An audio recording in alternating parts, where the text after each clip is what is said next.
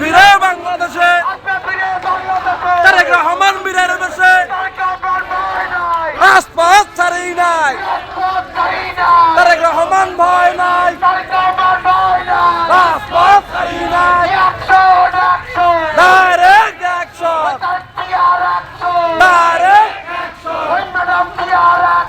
direct action